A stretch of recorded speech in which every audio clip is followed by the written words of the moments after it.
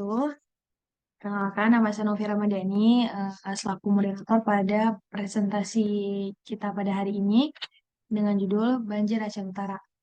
Sebelumnya, izinkan saya memperkenalkan anggota kelompok saya, yaitu Novi Ramadhani, saya sendiri, Nadia Rizkananda, dan Neneng Herunisa. Baik, langsung saja kita masuki pada presentasi kita hari ini, yaitu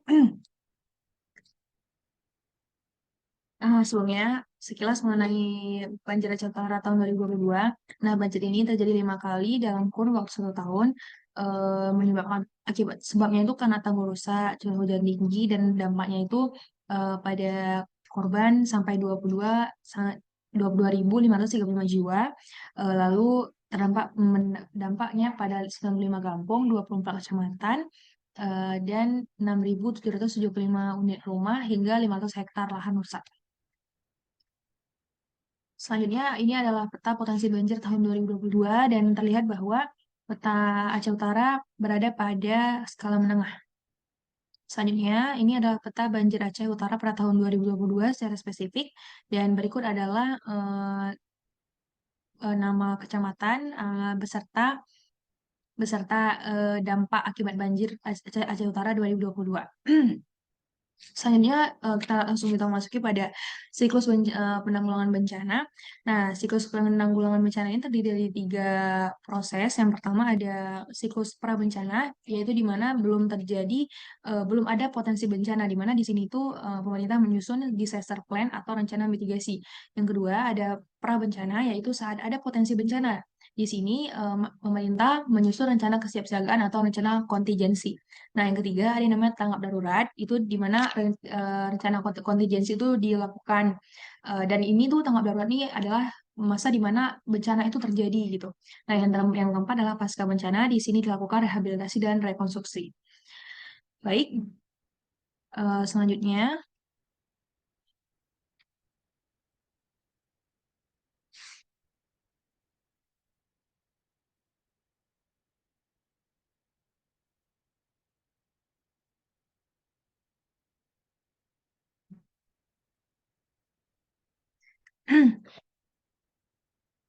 Selanjutnya adalah tanggap darurat bencana banjir Aceh Utara pada tahun 2022.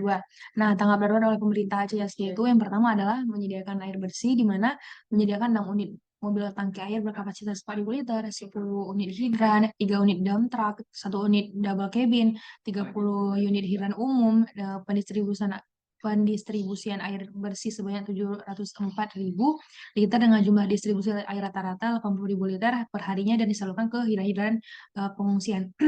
Selanjutnya adalah mengirimkan personel Satgas, di mana di sini dikirimkan 19 personel Satgas bencana dari BPPW Aceh. Selanjutnya adalah kaji cepat. Tindak kaji cepat ini menghasilkan 15 kecamatan dengan 151 kampung terdampak banjir. Selanjutnya adalah 52.499 jiwa terdampak banjir. Selanjutnya dengan 39.957 jiwa mengungsi. Selanjutnya adalah 13 tanggul rusak, termasuk 3 tebing, 17 jalan dan jembatan, 5 rumah warga dan lahan persawahan yang terendam seluas 1.057 hektar. Selanjutnya adalah penyaluran dana dari BNBP sendiri senilai 350 juta pada saat tanggap darurat. Selanjutnya adalah evakuasi dan penyelamatan terhadap warga. Selanjutnya pemberian layanan kesehatan. Dan terakhir adalah penyediaan lokasi pengungsian. Selanjutnya adalah langkah tanggap darurat pada bencana banjir di masa yang akan datang atau yang harus dilakukan pemerintah sebagai tambahan pada tahun yang akan mendatang.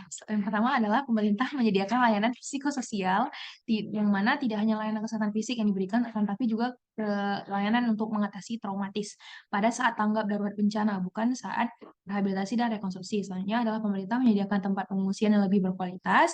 Selanjutnya menyediakan fasilitas yang menunjang pembelajaran siswa agar tidak tertinggal akibat banjir. Selanjutnya adalah melibatkan perempuan pada setiap aktivitas tanggap darurat karena perempuan adalah uh, tolak tolak utama semua kegiatan di saat pengungsian berlangsung. Selanjutnya adalah meningkatkan pemenuhan kebutuhan dasar masyarakat seperti halnya yang awalnya itu disalurkan mie instan dalam dengan kualitas yang low diganti dengan yang high agar kesehatan masyarakat lebih terjamin. Asalnya adalah penyuluhan kepada masyarakat mengenai pentingnya menjaga sanitasi yang baik saat masa pengungsian. Selanjutnya adalah melakukan pengecekan kesehatan secara keseluruhan pada masyarakat yang mengungsi agar mencegah penyebaran penyakit menular, bahkan virus. Yang terakhir adalah pelindungan terhadap kelompok rentan, yaitu dengan memberikan prioritas kepada kelompok rentan, yaitu bayi, balita, dan anak-anak, ibu yang sedang mengandung atau menyusui, penyandang cacat, dan orang lanjut usia. Baik, selanjutnya akan dilanjutkan oleh rekan saya, Nadia Rizka Ananda. Kepada Nadia Rizka Ananda dipersilahkan. Cok, sini azan pula loh. Kayak mana tuh?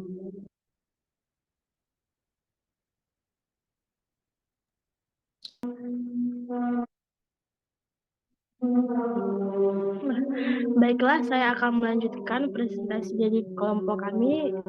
Di mana saya akan menjelaskan rehabilitasi dan rekonstruksi yang mana yang akan dilakukan pemerintah selanjutnya untuk daerah Aceh Utara.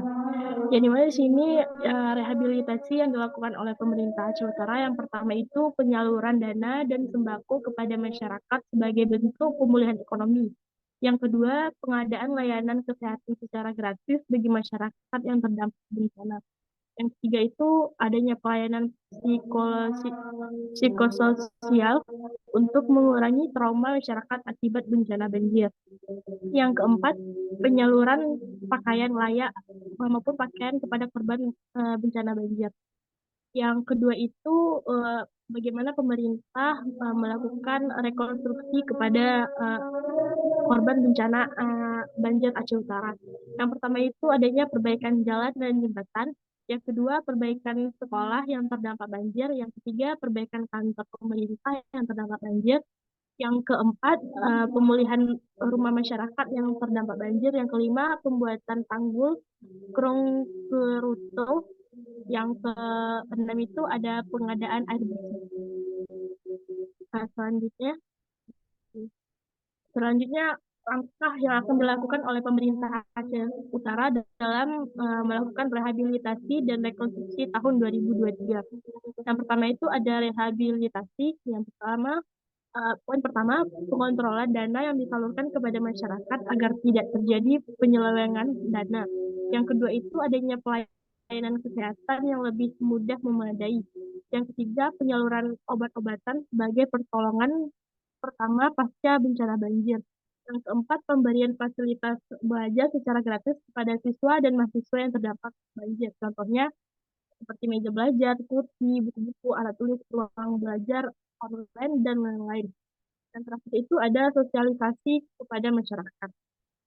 Adapun langkah rekonstruksi pada tahun 2023 ini, yang pertama, seluruh perbaikan dilakukan dengan sebenar-benarnya tanpa ada penyelewengan dana, seperti halnya pembangunan jalan yang seharusnya dibuat dengan ketebalan 3 cm, maka dibikin 2 cm sehingga cepat berlubang.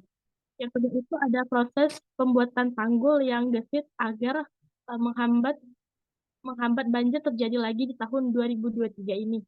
Yang ketiga itu adanya pemberian dana dan tukang untuk renovasi rumah-rumah yang terdampak banjir. Yang terakhir itu ada memberikan perhatian lebih lanjut terhadap lahan-lahan dan sawah-sawah yang terkena dampak banjir karena merupakan sumber utama mata pencarian masyarakat. Uh, Baiklah, selanjutnya mungkin akan dijelaskan oleh teman kelompok saya itu Neneng Kairunisa. Jadi selanjutnya terima kasih pada Nadia Rizka Ananda. Selanjutnya dilanjutkan oleh Neneng Herunisa selaku presentator ketiga. Kepada Neneng dipersilakan. Jadi selanjutnya yaitu mitigasi bencana banjir Aceh Utara tahun 2022.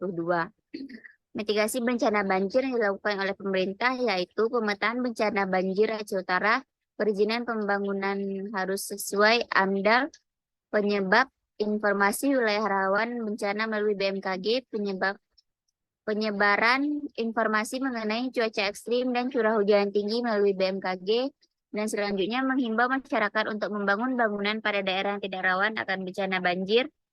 Selanjutnya yaitu menyediakan pos-pos sampah agar masyarakat tidak membuang sampah sembarangan. Lanjut.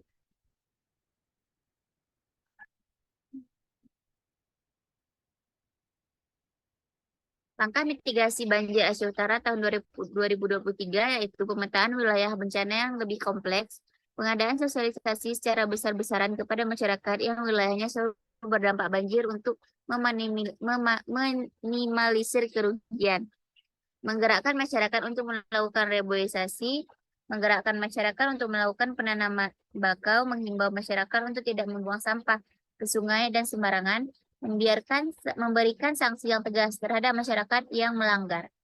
Selanjutnya, membuat lokasi khusus untuk pengungsian jika terjadi banjir. Selanjutnya, kesiapsiagaan banjir Aceh Utara 2022. Menyiapkan tim Satgas yang akan bekerja saat tahapan tanggap darurat, menghimbau masyarakat untuk waspada terhadap alat-alat yang mengandung listrik, menghimbau masyarakat untuk menyimpan dokumen-dokumen berharga, memberikan peringatan dini kepada masyarakat melalui media elektronik, menyiapkan anggaran untuk kebutuhan logistik pada masa tanggap darurat, menyiapkan langkah-langkah evakuasi yang akan bertugas pada masa tanggap darurat, menyiapkan tempat pengungsian, dan melakukan pemantauan terus-menerus terhadap tanggul sungai dan curah hujan. Langkah kesiapsiagaan banjir Aceh Utara tahun 2023 yaitu menyiapkan rencana kontingensi yang lebih matang untuk meminimalisir kerugian, menyiapkan sistem peringatan dini yang lebih efektif dan dapat diketahui semua kalangan, menyiapkan alat evakuasi yang lebih matang agar evakuasi dan penyelamatan berjalan maksimal, membuat jalur evakuasi, memberikan sosialisasi secara besar-besaran, dan menyeluruh kepada seluruh masyarakat. Oke, sekian dari saya. Saya kembalikan kepada moderator.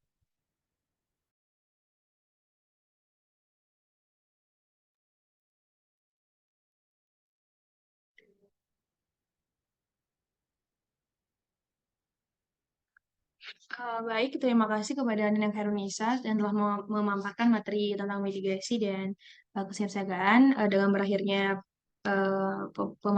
pemaparan materi hari ini, maka berakhir pula presentasi kita hari ini. Semoga bermanfaat bagi teman-teman semua. Sekian dari kami.